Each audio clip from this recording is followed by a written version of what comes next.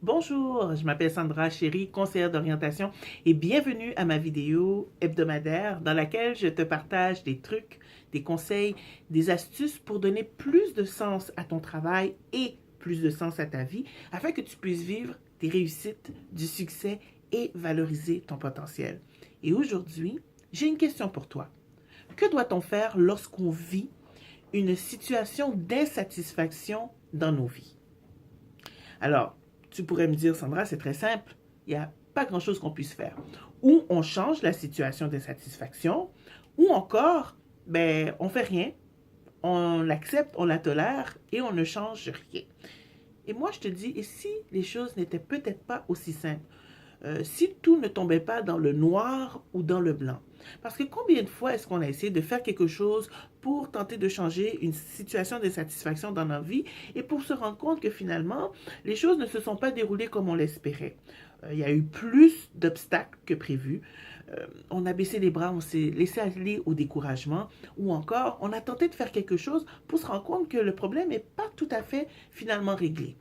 Toi qui écoutes cette vidéo, qu'est-ce que tu fais pour changer ta vie lorsque tu vis une insatisfaction? Et là, je vais parler aujourd'hui de l'insatisfaction au travail.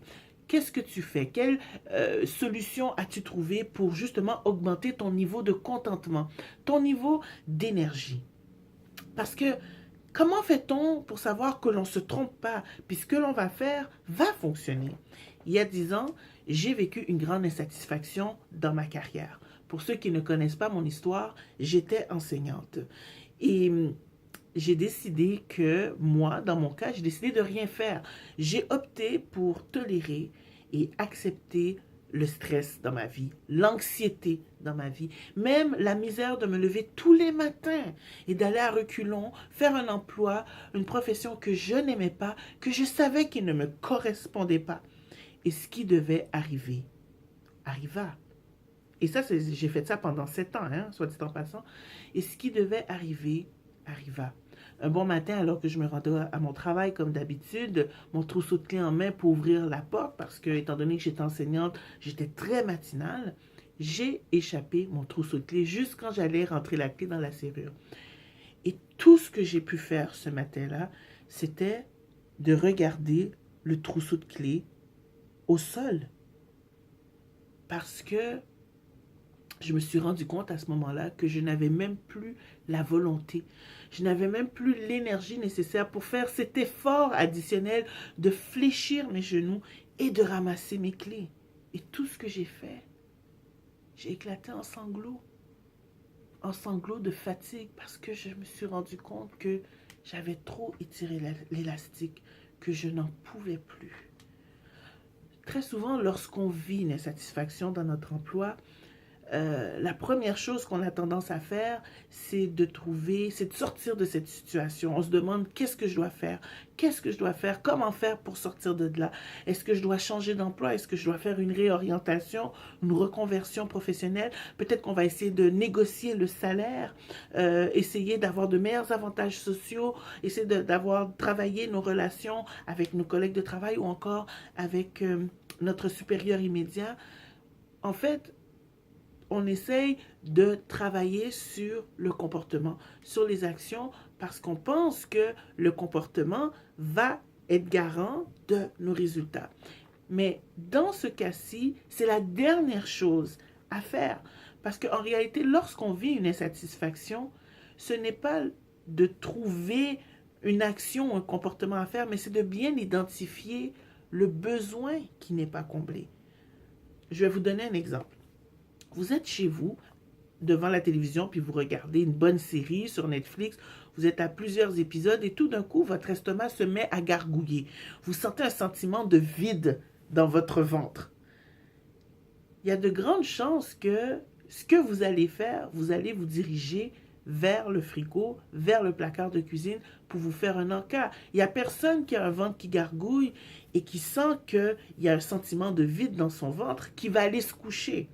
Alors, pour choisir le bon comportement, la bonne action, vous avez dû, dans un premier temps, identifier votre besoin. Vous aviez un besoin de faim, de manger. Le sentiment de faim, la sensation de faim était tout simplement un signe envoyé par votre corps pour vous dire « Hey, ton besoin de manger, tu dois t'en occuper. » Eh bien, c'est la même chose pour les besoins psychologiques, les besoins affectifs, émotionnels qu'on dit les besoins psychosociaux. D'ailleurs, j'ai un schéma à vous montrer pour mieux vous expliquer ou imaginer ce que je vais vous dire. Alors, désolé si c'est à l'envers. Ici, ça représente un peu la personnalité humaine et on a ici notre besoin. Donc, le besoin, lui, est à la base de tout comportement que l'on porte, que l'on fait. Notre système de valeurs, les valeurs qui composent nos systèmes de valeurs, en fait, sont mises en place pour répondre à nos besoins qui ne sont pas comblés. Parce que un besoin, à la base, c'est un manque. C'est ça un besoin. Alors, s'il y a un manque, il faut le combler, il faut au moins l'activer. Donc, nos valeurs sont là pour faire ce travail. De nos valeurs, on va déterminer et identifier quels sont nos intérêts et nos préférences. Par exemple, moi, si j'ai une valeur de collaboration, mais je vais aimer travailler en équipe au travail. J'aimerais pas travailler seul.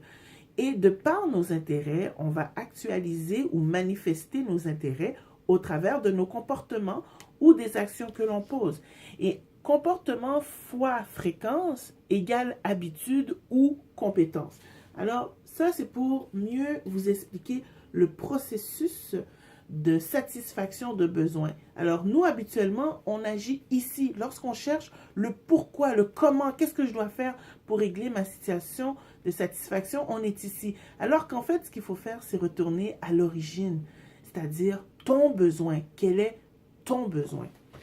Et chercher à activer ce besoin-là, à le combler. Certains besoins dans nos vies sont sous-activés et d'autres sont suractivés. Mais un besoin qui est suractivé va aussi générer un sentiment de manque.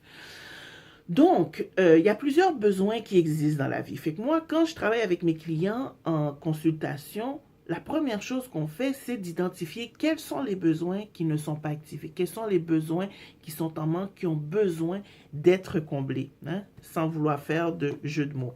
Je vous dirais que dans le domaine professionnel, il existe 3 grands besoins. Le besoin d'accomplissement. Donc, accomplissement, c'est lorsqu'on veut avoir du défi au travail, on sent qu'on apprend, on se réalise. Il y a le besoin d'appartement, ce qui est beaucoup relié à un besoin d'amour, c'est-à-dire avoir de très bonnes relations avec nos collègues, notre supérieur, aussi sentir que l'on reconnaît le travail que l'on fait, donc on est reconnu. Et évidemment, il y a le besoin de pouvoir, c'est-à-dire d'être capable de prendre des décisions, de sentir que ce que l'on fait, on a du contrôle sur ça. Évidemment, il y a d'autres besoins qu'il faut voir, 2 grandes catégories de besoins, les besoins de croissance et les besoins de base. Et ça, c'est ce que je travaille avec mes clients, c'est ce que vous devez travailler. D'accord? Alors, aujourd'hui, je vous donne un défi. Si vous vivez un sentiment d'insatisfaction dans votre vie par rapport à votre travail ou par rapport à n'importe quoi d'autre, identifiez quels sont les besoins qui ne sont pas répondus, qui ne sont pas comblés.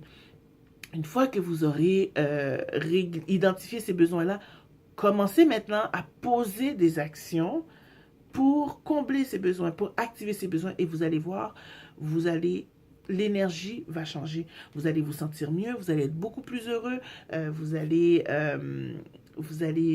être plus épanoui, vous allez être beaucoup plus motivé, vous allez vraiment avancer dans votre vie et avoir beaucoup d'envie d'aller de l'avant puis de faire de nouvelles choses.